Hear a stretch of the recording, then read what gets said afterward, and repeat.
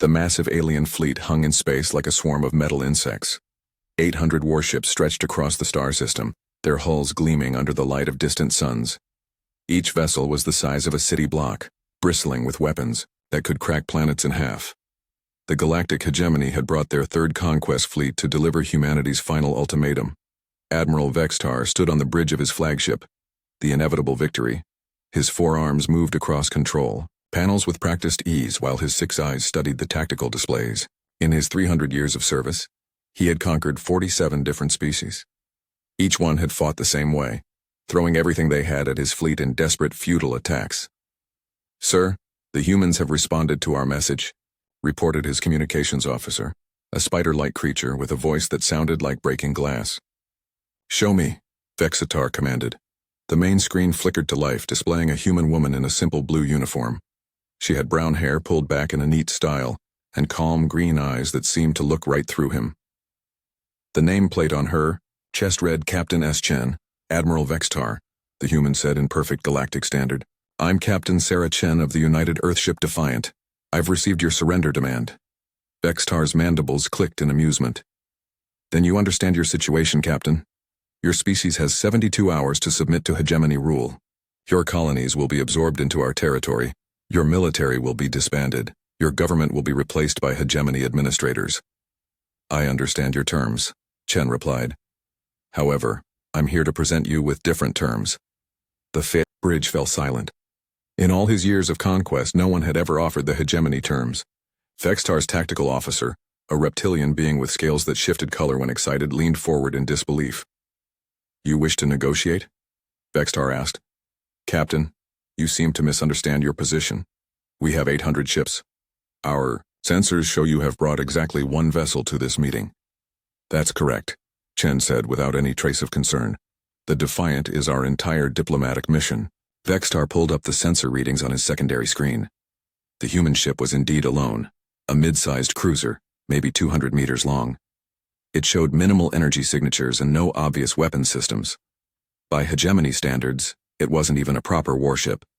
"Captain Chen," Vextar said slowly, "every species we have encountered has made the same mistake.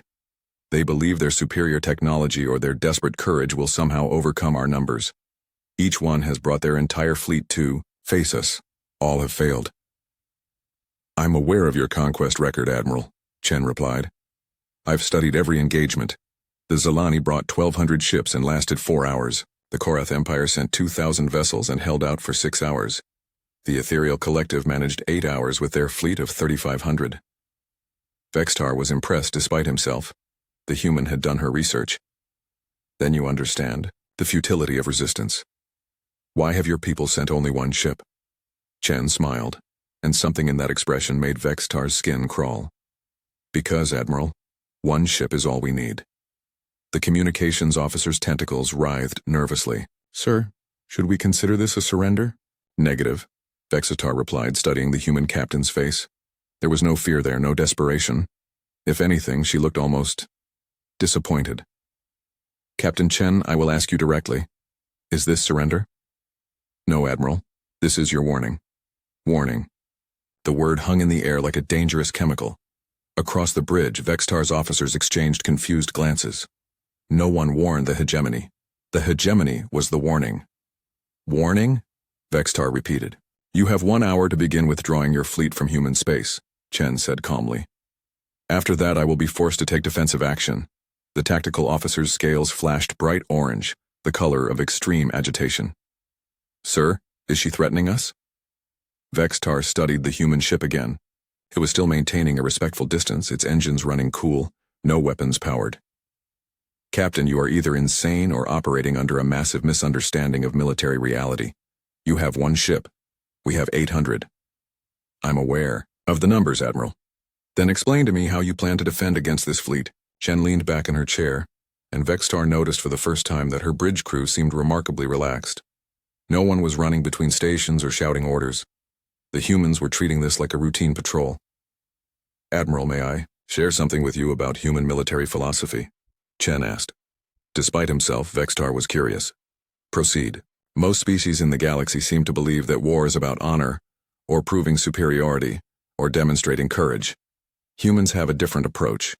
When we go to war, we go to win. We don't believe in fair fights. Meaning what exactly? Meaning, we don't send fleets to make statements or to die gloriously. We send exactly what we need to achieve our objectives. Nothing more, nothing less. Vextar's patience was wearing thin. Captain, you are speaking in riddles. You have one ship against 800. The mathematics are clear. Chen nodded. The mathematics are indeed clear, Admiral. That's why I'm giving you this opportunity to withdraw. In 58 minutes, those mathematics are going to change dramatically. How? You'll see. The channel closed, leaving Vextar staring at a blank screen. Around him, his officers waited for orders. The human ship continued its slow approach, still showing no signs of aggressive intent. Sir, the tactical officer said. What are your orders? Vextar considered his options. The human was clearly bluffing, but there was something unsettling about her confidence. In his experience, species only showed that kind of calm when they had a significant advantage. Maintain battle formation, he ordered. Keep all weapons powered, but do not target the human vessel yet. I want to see what they're planning. Sir, should we contact Hegemony Command? Not yet. This is likely some kind of psychological warfare tactic. Many species attempt to confuse us with unexpected behavior before revealing their hidden fleets. But even as he said it, Vextar didn't believe it. His long-range sensors showed empty space in every direction. The human ship was truly alone. Minutes ticked by. The Defiant continued its leisurely approach, never increasing speed, never powering weapons. On the tactical display, it looked like a small fish swimming toward a school of sharks. 40 minutes remaining, the communications officer reported. Sir, the tactical officer said, I'm picking up some unusual energy readings from the human vessel. What kind of readings? Unknown. The energy signatures don't match anything in our database. Vexatar felt the first stirring of unease. In 3 centuries of warfare, he had seen every type of weapon system, every defensive technology, every tactical surprise that intelligent species could devise. But the readings from the human ship were completely unfamiliar. Could it be a new type of shield system? Negative, sir. The energy patterns are too complex. It's almost like the ship is reconfiguring itself. Reconfiguring how? I'm not sure, sir. The internal structure appears to be shifting. Vextar moved to the tactical station and studied the readings himself. The human ship's energy signature was indeed changing, becoming more complex by the minute. But its external appearance remained the same. A simple, unremarkable cruiser. 20 minutes remaining, came the announcement. Sir, the tactical officer said urgently, I'm detecting massive power buildup in the human vessel. Battle stations, Vextar ordered. Throughout his flagship, alarm klaxons began to wail. Across the fleet, 800 ships powered their weapons and raised their shields. The human ship continued its approach, still looking harmless. 10 minutes remaining. Vextar opened a channel to the human vessel. Captain Chen, I'm giving you one final opportunity to surrender.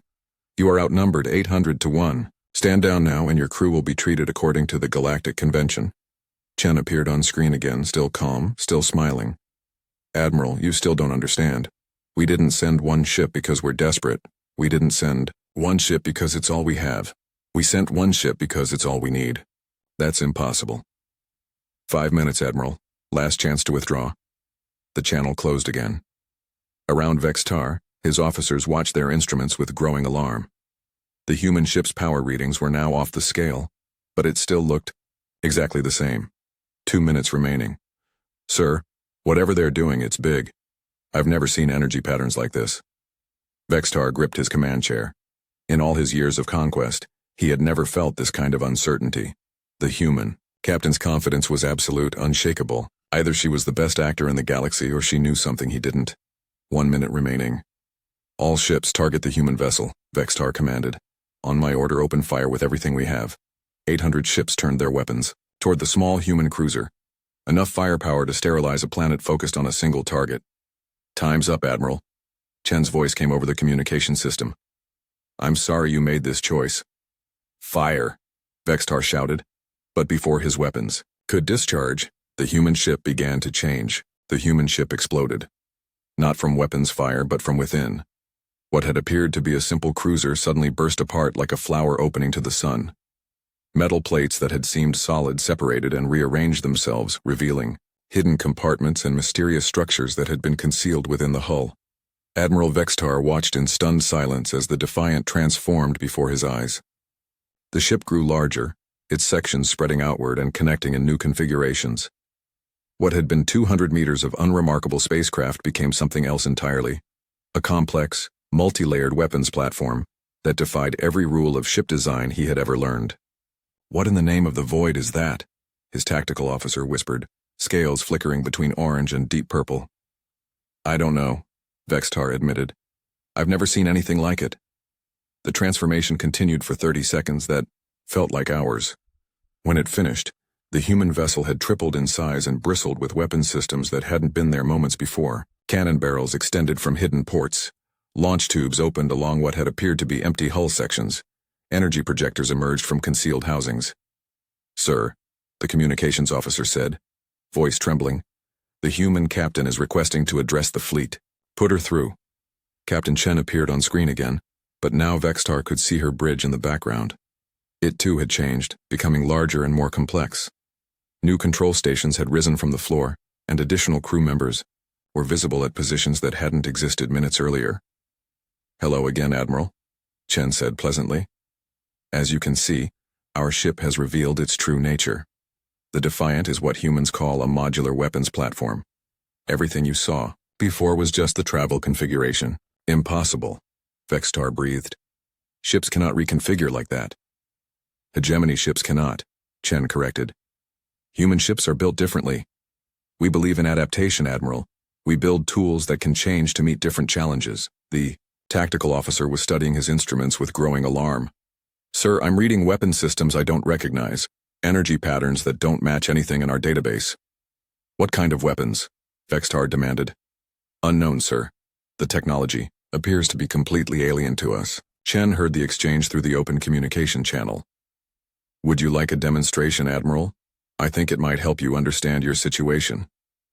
Before Vextar could respond, the human ship fired. But it didn't target any of his vessels. Instead, a strange projectile shot out into empty space between the fleets. When it detonated, space itself seemed to twist and bend. Where there had been nothing but vacuum, a swirling vortex appeared, distorting the light of distant stars. "Gravitational distortion torpedo," Chen explained calmly. "It creates localized gravity wells that can trap ships or tear them apart, depending on the settings. This one is set to demonstrate only." Vextar stared at the impossible sight. Space warfare was about energy weapons and kinetic projectiles. No one used gravity as a weapon. It was beyond the technology of every known species. "How?" he managed to ask. "Humans have always been good at finding new applications for old principles," Chen replied. "But that's just one weapon system. The Defiant carries 47 different types of armaments, most of which would be completely unfamiliar to you." The human ship fired again, this time releasing a cloud of what looked like metallic dust. The cloud drifted toward a section of empty space and suddenly began to glow, revealing the outline of something that hadn't been there before. "Quantum sensor web," Chen continued. "It can detect cloaked ships, reveal subspace anomalies, or map dimensional fractures. Very useful for controlling a battlefield." "Sir," the tactical officer said urgently, "that dust cloud is mapping our entire fleet formation. It's somehow scanning through our shields." Vextar felt cold fear creeping up his spine. In centuries of warfare, he had always understood his enemies. Their weapons might be powerful, their tactics might be clever, but the fundamental principles were always the same. Energy against matter, force against resistance, shield against weapon. The ID, humans were playing by completely different rules. "Captain Chen," he said, trying to keep his voice steady, "what do you want?" "What I want, Admiral, is for you to understand that this doesn't have to end in bloodshed. You came here expecting to face a primitive species with conventional weapons and desperate tactics. Instead, you're facing something your intelligence services never prepared you for. Which is a species that has been watching the galaxy for longer than you think. We've studied every hegemony engagement for the past 50 years. We know your tactics, your weapon systems, your ship designs. We've had time to prepare." Vextar's mind raced. "You're saying humanity has been observing us in secret?" "Not just observing, learning, adapting, preparing." Chen leaned forward in her chair. "Admiral, every species you've conquered has made the same mistake. They fought you on your terms using your rules of engagement. We have no intention of making that error. The human ship began to move, gliding through space with an eerie smoothness. As it moved, it fired more of the strange projectiles, creating a pattern of gravitational distortions around the hegemony fleet. Vexitar realized with growing horror that his ships were being slowly surrounded by invisible traps. "Sir," the tactical officer reported, "the gravitational fields are interfering with our navigation systems. Several ships report difficulty maintaining formation." "Break formation then," Vexitar ordered. "Scatter the fleet." But as his ships began to separate, they encountered more surprises. The quantum dust cloud had apparently done more than just map their positions. Ships that tried to change course found their movements sluggish and unpredictable. Others reported power fluctuations in their engines. "What are you doing to my fleet?" Vexitar demanded. "Quantum disruption field," Chen explained. "It interferes with subatomic processes. Your ship's power systems are based on controlled fusion reactions, correct? The disruption field makes those reactions unstable. Not dangerous, but inefficient." Vexitar watched his tactical display as ship after ship reported reduced power output. The humans had somehow crippled his fleet without firing a single shot at any of his vessels. "This is impossible," he said. "No species has technology this advanced." "No hegemony species," Chen corrected. "Admiral, you've spent centuries conquering civilizations that were roughly equal to your own technological level. You've never encountered a species that has taken a completely different approach to development." "What kind of approach?" "Integration. Most species develop one or two areas of advanced technology and focus on those. The Zilani were experts in energy weapons. The Korath Empire perfected defensive systems. The Ethereal Collective mastered faster-than-light travel." Vexitar nodded. This was true. Each conquered species had shown excellence in specific fields. "Humans," Chen continued, "have spent the last century integrating technologies from dozens of different disciplines. We don't just build better weapons. We build weapons that use principles your scientists haven't discovered yet." As if to prove her point, the human ship fired another type of projectile. This one seemed to phase in and out of existence as it traveled, appearing and disappearing at random intervals. "Dimensional shifter," Chen explained. "It moves between parallel dimensions, making it impossible to intercept or defend against. When it reaches its target, it returns to our dimension and delivers its payload." The projectile reached an empty section of space and detonated, creating a tear in reality itself. Through the opening, Vexitar could see flashes of other universes, other versions of the same star system. "You're manipulating dimensional barriers," he said in disbelief. "Among other things, yes." The communications officer's tentacles were wrapped tightly around his console in terror. "Sir, this is beyond our understanding. We have no defenses against technology like this." Vexitar knew his officer was right, but he couldn't accept it. 800 ships, 3 centuries of victories. The might of the entire hegemony focused on a single target. There had to be something he could do. "Captain Chen," he said, "you've made your point. Your technology is impressive, but you're still one ship against 800. Even with advanced weapons, you cannot hope to destroy us all." Chen's smile faded, and for the first time she looked genuinely sad. "Admiral, you still don't understand. I'm not trying to destroy you all." "Then what?" "I'm trying to educate you, to show you that continuing this fight will only lead to unnecessary deaths." She paused. "But if you insist on learning the hard—" "Wait." The human ship began to change again. New weapon ports opened along its hull. Energy began to build in systems Vexitar couldn't identify. The space around the Defiant started to glow with an ominous light. "Admiral," Chen said softly, "I'm going to give you one more chance to withdraw, not because I'm afraid of your fleet, but because once this demonstration moves to the next phase, some of your people are going to die. I'd prefer to avoid that if possible." Vexitar looked around his bridge. His officers were staring at their instruments in shock and confusion. Everything they thought they knew about space combat had been turned upside down in the span of an hour. "Sir," the tactical officer said quietly, "recommend we consider the captain's offer." The Defiant began to hunt. There was no other word for what Admiral Vexitar witnessed as the human vessel moved through his fleet. It didn't charge forward in a desperate attack or try to break through their formation. Instead, it glided between his ships with predatory grace, selecting targets with careful precision. The first victim was the heavy cruiser Dominator, positioned on the fleet's outer edge. The human ship approached it slowly, almost casually. Vextar watched his tactical display as the Dominator's captain ordered evasive maneuvers, but the ship barely responded. The quantum disruption field was still interfering with their engines. Dominator, report, Vextar commanded. Admiral, we're experiencing severe power fluctuations, came the reply. Engines at 30% efficiency. Weapons systems unreliable.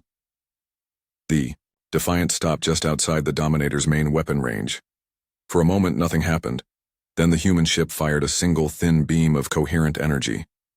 The beam struck the Dominator's hull and began to spread like liquid fire across its surface. What is that? Vexitar's tactical officer asked in horror. Molecular disruptor, came Captain Chen's voice over the open communication channel. She was maintaining contact, apparently wanting the entire fleet to understand what was happening. It breaks apart the atomic bonds in your hull metal. Very efficient against conventional armor. The Dominator's hull began to dissolve. Not explode. Not crack, but simply cease to exist as the molecular bonds holding it together were severed. Within seconds, the massive warship was reduced to its component atoms, which scattered into space like glittering dust. Impossible, Vextar whispered. No weapon can do that. No weapon you know about, Chen corrected. Admiral, this is what I was trying to explain. You're fighting with technology that's centuries behind ours. The communications officer's tentacles were shaking so badly he could barely operate his controls. Sir, the crew, did they? The disruptor only affects inorganic matter, Chen said, apparently hearing the question. The crew was transported to safety before the hull was dissolved. They're in holding cells aboard my ship. Vextar felt a mixture of relief and terror. Relief that his people weren't being massacred. Terror at what this implied about human capabilities. They could transport living beings through shields and hull plating without any visible means. How? He managed to ask. Quantum displacement technology. We lock onto organic matter and shift it to another location. Your shields are designed to stop energy and projectiles, not quantum transportation. The Defiant was already moving toward its next target, the destroyer Swift Strike. This time, the human ship used a different approach. Instead of dissolving the hull, it fired what looked like a cloud of metallic particles. The particles swarmed over the destroyer like living things, seeking out specific systems. Within moments, the ship's weapons went silent, its engines shut down, and its communications died. Nanomachine swarm, Chen explained. They're programmed to disable specific ship systems without harming the crew. Very precise, very efficient. Vextar watched in fascination and horror as the tiny machines covered his ship, dismantling it piece by piece. But true to Chen's word, they carefully avoided any sections containing living beings. Sir, his tactical officer said, voice shaking. How do we fight something like this? Vextar had no answer. Every rule of warfare he knew was being rewritten before his eyes. The humans weren't just using superior technology. They were using principles he didn't understand. The Defiant continued its methodical advance through his fleet. Each ship was destroyed or disabled using a different method, as if Chen was demonstrating the full range of human capabilities. Energy weapons that ignored shields, projectiles that existed in multiple dimensions simultaneously, fields that could crush matter or stretch it into impossibly thin strands. Sir, recommend we attempt to retreat, the tactical officer said. Retreat where? Vextar replied bitterly. Look at your screens. The tactical officer studied his instruments and went pale. The gravitational distortions the humans had created earlier were still active, forming a complex maze around the battlefield. Ships that tried to leave the engagement zone found themselves caught in gravity wells or spun helplessly through space. They've trapped us, the communications officer whispered. No, Chen's voice corrected over the open channel. We've contained you, there's a difference. You're not prisoners, Admiral, you're students. Students? This is a teaching exercise. Every weapon system I'm using, every tactic I'm employing, is designed to show you exactly how outmatched you are. I want you to understand your situation completely before you make your final decision. Another ship died as they spoke.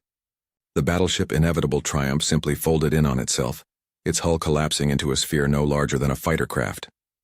The crew appeared moments later in shimmering columns of light aboard the Defiant. Gravitational compression weapon, Chen noted. It creates a localized gravity field strong enough to compress matter to incredible density. The crew is safe, but the ship is now roughly the size of a basketball. Vextar stared at the tactical display. In less than an hour he had lost over 200 ships. Not one had managed to inflict any damage on the human vessel.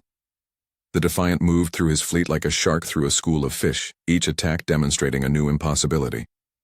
"Why?" he finally asked. "Why are you doing this?" "Because you need to understand," Chen replied. "Every species you've conquered fought you with conventional weapons using conventional tactics. They lost because they were playing your game by your rules. We're showing you what happens when someone plays by different rules entirely." A squadron of fighters broke away from the main fleet, attempting to swarm the human ship with coordinated attacks from multiple angles. Vextar watched hopefully as 30 small, fast vessels converged on the Defiant from all directions. The human ship didn't even slow down. Instead, it released a pulse of some kind of energy that washed over the attacking fighters. One by one, they simply stopped moving, hanging motionless in space as if frozen in time. "Temporal stasis field," Chen explained. "It slows down time in a localized area. From their perspective, they're still moving normally. From our perspective, they're moving so slowly they might as well be stationary. The effect will wear off in a few hours." "You can manipulate time itself?" Vexitar asked in disbelief. "To a limited degree, yes. Time is just another dimension, Admiral. Once you understand the mathematics, it becomes another tool to use." The Defiant continued its demonstration. Ships were crushed, dissolved, disintegrated, compressed, stretched, frozen, and disabled, using methods that violated everything Vextar thought he knew about physics. Each attack was precise, each weapon perfectly suited to its target. "Sir," the tactical officer said quietly, "we've lost half the fleet." Vextar looked at the numbers. 400 ships destroyed or disabled, not one enemy casualty. It wasn't a battle. It was a systematic demonstration of technological superiority. "Captain Chen," he said over the communication channel, "what do you want from us?" "I want you to make an informed decision," she replied. "I want you to understand exactly what you're facing before you choose whether to continue this fight." "We're facing extinction," Vextar said bitterly. "No, Admiral. You're facing evolution.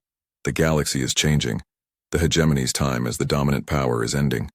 You can adapt to this new reality, or you can be swept aside by it." Another wave of ships died as they spoke. These were destroyed by what Chen called quantum decoherence beams, weapons that apparently convinced matter that it didn't want to exist anymore. The ship simply faded away like morning mist, leaving no trace they had ever been there. "How many more demonstrations do you need?" Chen asked. "How many more ships do you need to lose before you accept that this fight is already over?" Vexitar looked around his bridge. His officers were staring at their instruments in shock and defeat. They had witnessed technology that belonged in the realm of mythology, not military engineering. "Sir," the communications officer said softly. "Incoming message from Hegemony Command." "Put it through," Vextar said wearily. The screen flickered to show High Admiral Kethvar, Supreme Commander of all Hegemony forces. His scaled face was tense with concern. "Admiral Vextar, we've been monitoring your engagement. What is your status?" "My status?" Vextar laughed bitterly. "My status is that I'm being systematically dismantled by a single ship using weapons that shouldn't exist. That's impossible. I thought so too. But I'm watching it happen." He gestured at his tactical display. "Half my fleet is gone and I haven't scratched their shields." High Admiral Kethvar studied the transmission for a long moment. "What are your recommendations?" Before Vextar could answer, Chen's voice cut into the communication. "High Admiral, this is Captain Chen of the human vessel Defiant. I believe we should talk." Kethavar's eyes widened. "You're listening to our communications?" "We're listening to all communications within 100 light years of this position. Your encryption is adequate, but not particularly challenging." The High Admiral's scales shifted to a deep purple, the color of extreme anger. "Human, you will explain yourself immediately." "Gladly," Chen replied. "What I'm explaining to Admiral Vextar applies to your entire hegemony. Those High Admiral Kethvar's scales had turned completely black, a color Admiral Vextar had never seen before. It meant something beyond anger, beyond fear. It meant a fundamental shift in understanding. "At the top," Kethvar repeated slowly. "You believe one species should rule the galaxy?" "Not rule," Captain Chen corrected from her position aboard the Defiant. "Lead. There's a difference. The hegemony rules through fear and overwhelming force. Humanity leads through superior capability and beneficial cooperation." As she spoke, the human ship continued its methodical destruction of Vextar's fleet. But now Vextar was beginning to see patterns in the chaos. Chen wasn't randomly destroying ships. She was demonstrating specific capabilities for specific audiences. Each weapon system revealed solved a different military problem. The molecular disruptors showed they could ignore conventional armor. The quantum displacement proved they could extract crews without killing them. The nanomachine swarms demonstrated precision control. The gravitational weapons revealed they could manipulate space itself. "You're not just fighting us," Vextar said suddenly. "You're sending a message to the entire galaxy." "Finally," Chen said with what sounded like approval. "Yes, Admiral. This engagement is being broadcast to every major power in known space. 53 different species are watching right now." High Admiral Kethvar's communication cut in sharply. "Broadcast how? Our communications are secure." "Your communications use quantum entanglement networks," Chen replied. "We've been monitoring those networks for decades. Every message you send, every order you give, every strategic discussion you hold, we've been listening." The implications struck Vextar like a physical blow. "For decades? How long have you been watching us?" "Since first contact with the hegemony 73 years ago. Did you really think that single encounter with human explorers was accidental? We've been studying you ever since." Vextar remembered the incident. A small human research vessel had been detected at the edge of hegemony space. When intercepted, the crew had claimed to be peaceful explorers who had gotten lost. They had been questioned briefly, then escorted back to their own territory with a warning about trespassing. "That was reconnaissance," he breathed. "Phase 1. Reconnaissance," Chen confirmed. "We've been conducting Phase 2 for the past 50 years. Passive observation of your military capabilities, political structure, and technological development. This engagement represents the beginning of Phase 3, which is active demonstration of human capabilities, followed by integration into galactic power structures." Another wave of ships died around them. This time they were consumed by what looked like living fire, energy that moved with purpose and intelligence, seeking out critical systems and consuming them while leaving crew compartments untouched. "Intelligent plasma," Chen explained. "It's programmed to distinguish between essential ship systems and life support. The plasma destroys your ability to fight while keeping your people alive." High Admiral Kethvar had been silent for several minutes, apparently consulting with advisors off-screen. When he returned, his expression was grim. "Captain Chen, I've been authorized to negotiate on behalf of the Hegemony Council. I'm listening. What are your terms?" Chen was quiet for a moment, and Vextar could see her considering her words carefully. "The Hegemony will cease all expansion activities immediately. You will withdraw from any territory occupied within the last 50 years. You will open diplomatic relations with humanity on terms of equality." "Equality?" Kethvar's scales flickered. "You're dictating terms to us." "No, High Admiral, I'm offering you a partnership. The alternative is what Admiral Vextar is experiencing right now, but on a galactic scale." To emphasize her point, the Defiant released another weapon Vextar had never seen. It appeared to be a cloud of silver dust that drifted toward a cluster of his remaining ships. When the dust made contact, the ships simply stopped existing. Not destroyed, not dissolved. They were there one moment and gone the next, as if they had never been built. "Reality editor," Chen said casually. "It convinces the universe that those ships were never constructed. From a physics standpoint, they retroactively never existed." Vextar felt his mind struggling to process the concept. "That's not possible." "Admiral, I've been showing you impossible things for the past 3 hours. At what point do you accept that human understanding of physics is significantly more advanced than yours?" The truth was crushing. Everything the Hegemony had built, every conquest they had achieved, every technological advantage they had claimed, all of it was based on what humans apparently considered primitive science. "How?" Vextar asked. "How did one species advance so far beyond the rest of us?" "Integration," Chen replied. "Most species develop along predictable lines. You discover faster than light travel. You develop energy weapons. You build larger and larger fleets. It's a pattern we've observed across dozens of civilizations." "And humans?" "Humans took a different approach. Instead of following the standard technological development path, we studied everyone else's approach and combined the best elements from each. Then we pushed beyond what anyone had achieved. A new weapon fired from the Defiant, creating what looked like cracks in space itself. Several of Vextar's ships fell through the cracks and disappeared. Dimensional fissures, Chen noted. The ships still exist, but they're now in a parallel universe where this battle never happened. They'll be returned when this is over. Hi.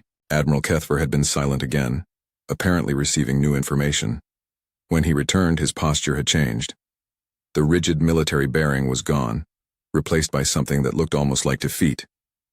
Captain Chen, I've just received word that 3 other hegemony fleets are reporting similar encounters with human vessels. Vextar felt his world collapse completely. Other human ships? Did you think the Defiant was the only one? Chen asked. Admiral, I told you we sent exactly what we needed. What we needed was enough demonstration of capability to convince the galaxy that resistance is futile. How many ships? Kethvar asked quietly. Enough, Chen replied. Each one is engaging. A different hegemony fleet, using different weapon systems, demonstrating different capabilities. By the end of today, every military commander in the galaxy will understand exactly where humanity stands in the technological hierarchy. The Defiant paused its attack, hovering motionless among the wreckage of Vextar's once mighty fleet. Of his original 800 ships, fewer than 100 remained intact. The survivors hung helplessly in space, trapped by gravitational fields and quantum disruption nets. Gentlemen, Chen said, I want to be clear about something. This demonstration was not about conquest. We didn't attack your fleets because we want to rule your territories or enslave your people. We attacked because you needed to understand the new reality.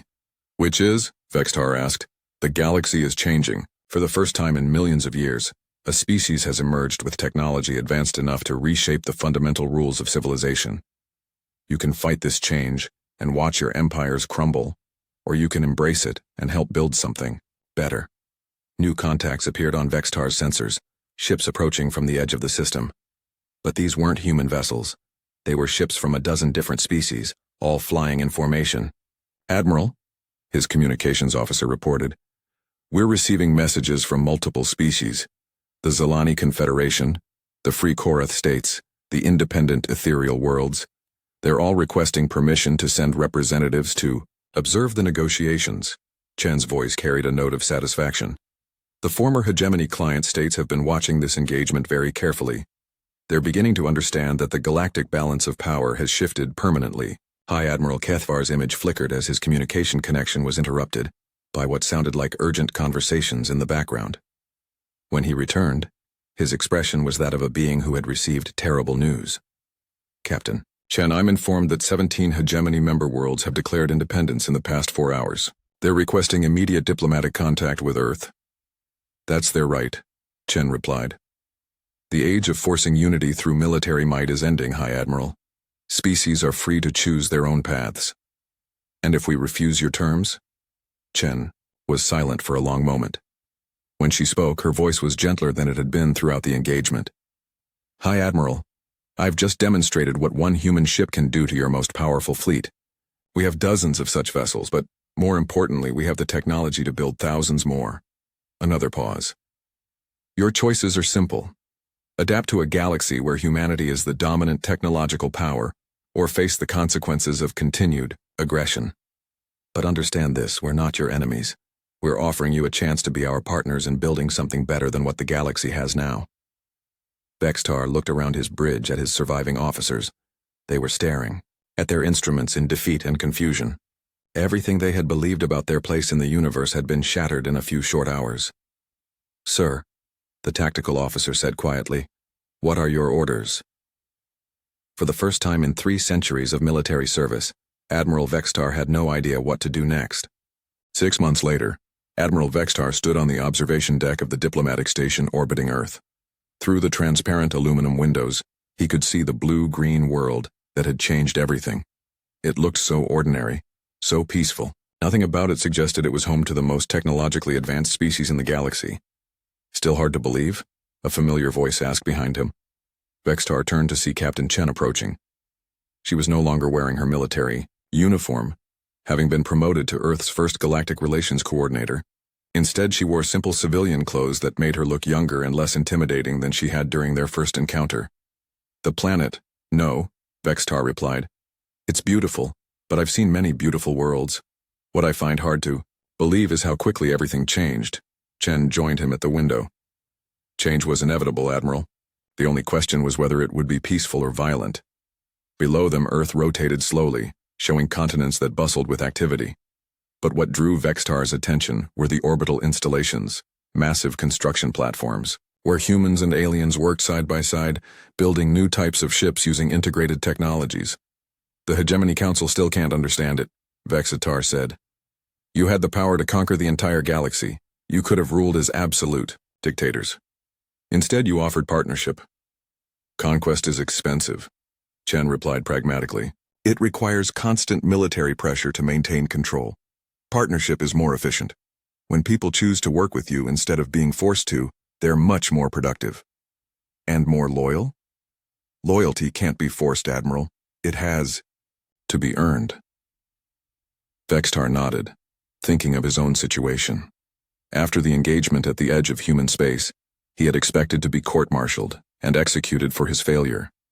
Instead, the humans had offered him a position as military liaison between Earth and the former hegemony worlds. It was a job he had never imagined wanting, but one he now found deeply satisfying. The integration process is proceeding faster than anyone predicted, he said. That's because it's voluntary. When people see the benefits of human technology and want to participate, adoption happens naturally. Chen pointed to one of the orbital platforms. That facility is producing quantum computers using Zelani energy crystals, Korath defensive algorithms, and ethereal navigation systems. None of those species could have built such devices alone. And human coordination. And human coordination, Chen agreed. We're good at seeing how different pieces fit together.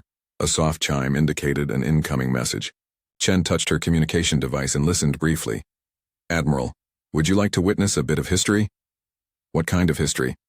The arrival of the Hegemony's surrender delegation. Vextar's mandibles clicked in surprise. Hi, Admiral. Kethvar agreed to come personally? He did, along with representatives from the Hegemony Council. They're ready to formally dissolve the old military alliance and join the new Galactic Cooperation Initiative. They made their way to the station's main docking bay, where a crowd of beings from dozens of species had gathered. Vextar recognized diplomats, scientists, military officers, and trade representatives. The galaxy's power brokers had come to witness the end of one era and the beginning of another. The Hegemony delegation's ship was a massive vessel, nearly a kilometer long and bristling with weapons. But as it approached the station, it powered down its systems in a gesture of peaceful intent. Vextar noted that the ship's escorts included vessels from species that had once been Hegemony enemies, a visible symbol of how much things had changed. Hi. Admiral Kethvar emerged from the airlock surrounded by the most powerful beings in what had once been Hegemony space. But Vextar could see the change in them immediately. The arrogant confidence was gone, replaced by cautious curiosity and barely concealed awe. Captain Chen, Kethvar said formally, on behalf of the Hegemony Council, I thank you for agreeing to meet with us. Hi, Admiral, Chen replied equally formally. Earth welcomes you. Shall we proceed to the conference chamber? The procession moved through the station's corridors, passing displays that showed the results of human-alien cooperation. New technologies, improved living standards, expanded exploration programs, and most importantly, the complete absence of military conflicts anywhere in known space. I must admit, Kethvar said quietly to Chen as they walked, when you first demonstrated your capabilities, I expected you to demand our complete submission. Submission is wasteful, Chen replied. We prefer cooperation. Even after what we did? The Hegemony conquered 47 species, enslaved entire worlds, destroyed civilizations that refused to comply. Chen stopped walking and turned to face him. The corridor fell silent as the entire delegation waited for her response. Hi, Admiral. Humanity has also done terrible things in our history. We've fought wars, enslaved populations, destroyed environments. The difference is that we learned from those mistakes. We discovered that cooperation produces better results than conquest. And if we had refused to cooperate? Chen's expression remained neutral, but something in her eyes made Vextar remember the Defiant's devastating display of power. Then you would have learned the same lesson the hard way. But you didn't refuse. You chose adaptation over destruction. That shows wisdom. The conference chamber was enormous, designed to accommodate beings of many different sizes and environmental requirements. Representatives from over 60 species were present, including some Vextar hadn't seen in decades, species that had been thought extinct after hegemony conquest. We're here today, Chen announced. to formalize the transformation of galactic civilization from a system based on military dominance to one based on cooperative advancement. High Admiral Keithver stepped forward. The Hegemony Council hereby dissolves the galactic hegemony and renounces all territorial claims acquired through military force. He paused. We formally request membership in the Galactic Cooperation Initiative under terms of equality with all other member species. A cheer went up from the assembled delegates. Vextar found himself amazed at how enthusiastic everyone seemed. 6 months ago, many of these beings had been mortal enemies. Now they were celebrating unity. Accepted, Chen announced. Welcome to the new galactic community. But even as the celebration began, Vextar noticed something that others might have missed. In the corner of the chamber, a human technician was quietly monitoring a holographic display showing star charts of the entire galaxy. The display showed the locations of human ships, not just the ones everyone knew about, but dozens of others scattered throughout space. Vextar moved closer and studied the display. Each ship was identified by class and current mission. Exploration, vessels, research platforms, construction ships, and yes, warships. Lots of warships. Far more than humans had ever admitted to having. Impressive, isn't it? Chen's voice said beside him. She had appeared without him noticing. How many ships do you really have? He asked quietly. Enough, she replied. Admiral, do you remember what I told you during our first encounter? We sent exactly what we needed. One ship was sufficient to demonstrate our capabilities and convince rational beings to choose cooperation. And if we hadn't been rational? Chen gestured at the star chart. Then we would have sent more ships, as many as necessary. Vextar studied the display more carefully. The human fleet was positioned to control every major trade route, every strategic system, every critical resource in known space. It wasn't an invasion force, it was a security network. You're not just offering partnership, he realized. You're guaranteeing it. Peace requires protection, Admiral. The galaxy is full of species who might choose violence over cooperation. Our fleet ensures that choice has consequences. So nothing has really changed? The strongest species still rules? Chen shook her head. Everything has changed. The hegemony, ruled through fear and oppression. We lead through demonstration of better alternatives. Every species in the galaxy has benefited from human technology and cooperation. That creates genuine loyalty, not forced compliance. As if to prove her point, a group of Korath engineers approached, excitedly discussing their latest project with human colleagues. The Korath had been among the hegemony's most fierce opponents, but now they were working enthusiastically on joint research programs. The difference, Chen continued, is that people choose to follow us because we make their lives better, not because they're afraid of what happens if they don't. And if someone chooses not to follow, then they're free to go their own way as long as they don't threaten others. But Admiral, look around this room. Look at the enthusiasm, the cooperation, the genuine excitement about the future. Who would choose to leave this? Vextar had to admit she had a point. The galaxy had never been more prosperous, more peaceful, or more hopeful. Species that had been enemies for centuries were now working together on projects that benefited everyone. There is one thing I still don't understand, he said. Which is, why reveal your true capabilities at all? You could have remained hidden, continued observing, waited for a better opportunity. Chen smiled. Because hiding was no longer possible. Admiral, your hegemony wasn't the only aggressive military power in the galaxy. There were others, species you'd never encountered.